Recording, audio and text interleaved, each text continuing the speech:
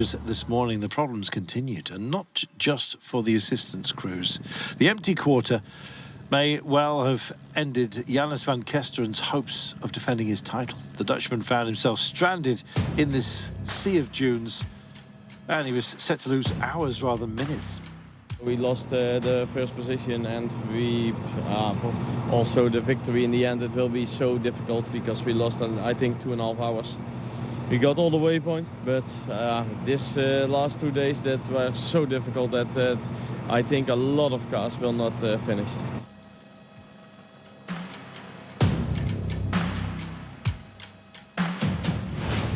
Well, whichever way you looked, you saw Goliaths run aground.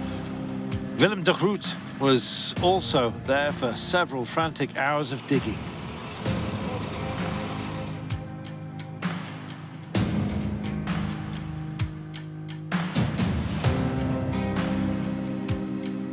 The all-female crew of 618 also came to a halt. Anja van Loon had been running just outside the top 10 overall.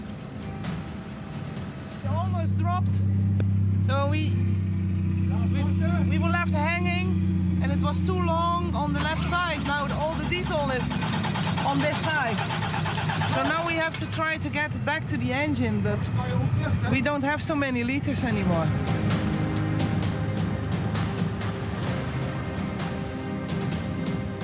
And the woes continue. It's the first mechanical problem of the leaking the fuel. Yeah, it's tough. It's tough. Shakespearean laughter. I'm not sure whether he was laughing or crying.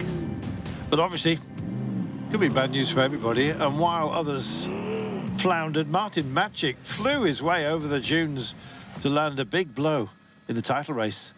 The Czech praising his TM technology team, and rightly so. That stage was definitely the toughest one I have ever experienced. I guess in Saudi, definitely there is one medal for the truck, because we did a great job there, and I'm really satisfied we are here.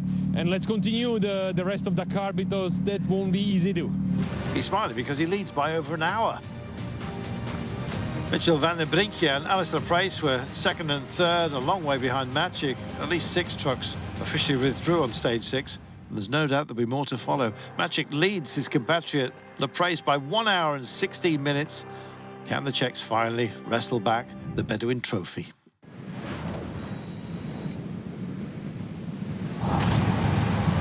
Welcome to the empty quarter, the biggest test yet for the competitors of the Dakar and Mission 1000. The question was, would the trucks, cars and bikes manage the soft stuff? Dunes, of course.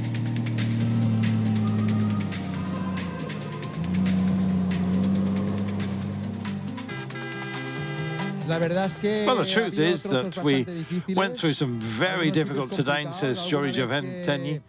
There were some very tricky parts.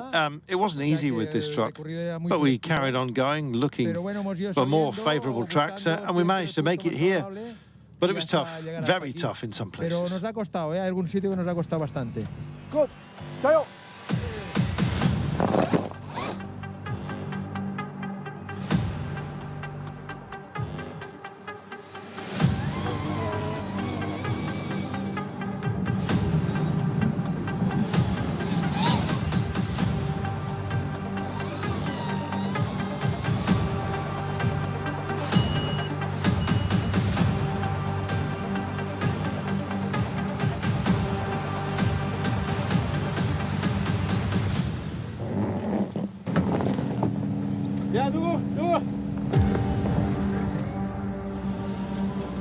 Optimism. That's what you need. How about this?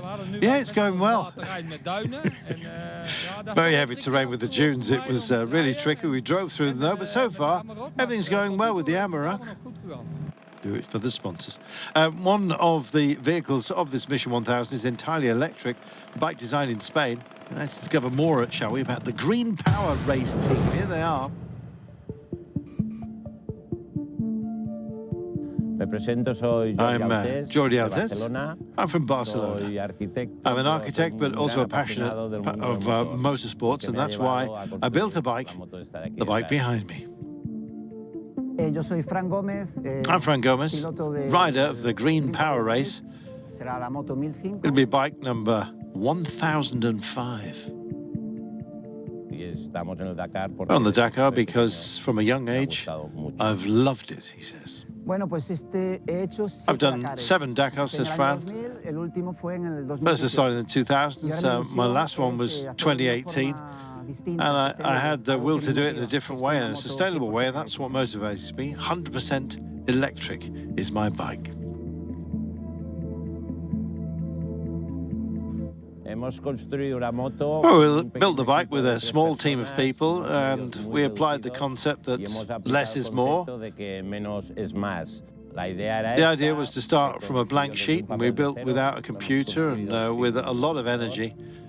And we wanted to have a fast bike and a versatile one based on the changes of parameters we would meet because of the change in terrain and the things that this event provides. Well, the normal bike side and suspension are almost the same, but the riding is very difficult and different, he says. The response of the engine is completely different to a combustion bike. The electric engine gives you power immediately, as you saw a few moments ago at the start line. The brakes are like on a bicycle. You don't brake with your foot. It's a very young project that needs to be tested, but the bike is going well, and the main problem is the weight, but we'll see. Well,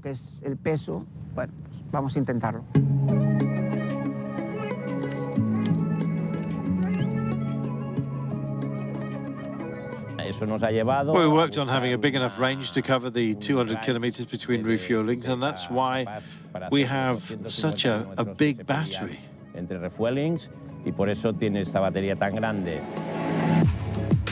On the bike, we have a heavy battery, approximately 20 kilowatts. On hard terrain, we can cover 200 kilometers. In sand dunes, depending on the difficulty, it could be 150 to 160 kilometers.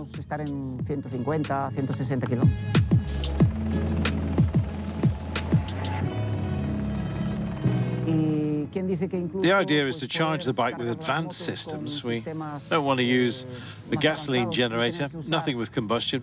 Everything must be clean, totally clean energy.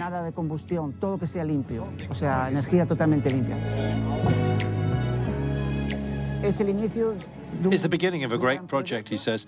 If the bike manages to do it with an electric engine, it'll be a lot easier for cars and trucks. They can carry bigger batteries. They have more place for more autonomy. The toughest is to do it on a bike, but we're here, we start the project, and we'll see what we can do.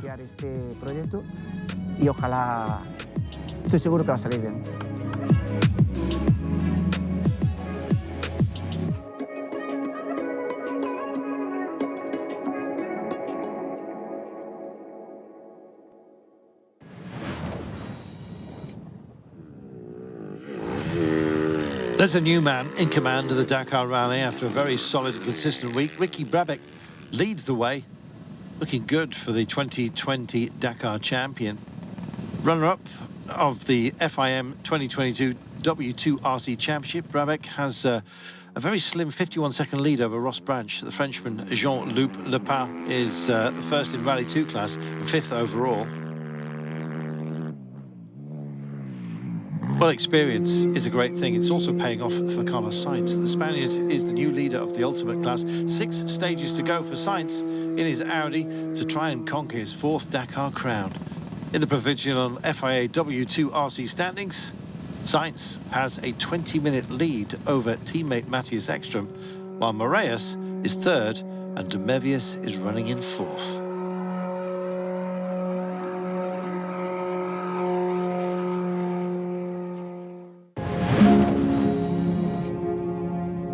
Tomorrow is a rest day, and the crews are travelling northwest to the capital of Saudi Arabia, Riyadh, leaving the dunes behind them.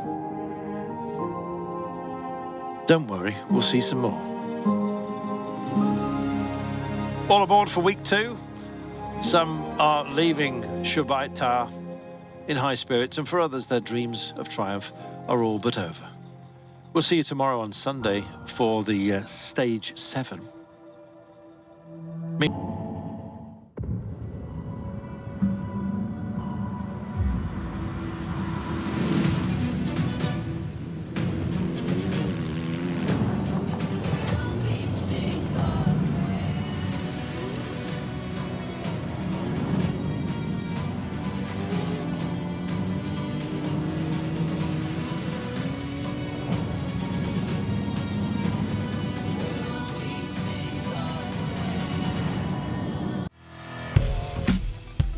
Time for excitement. Grosvenor Casino.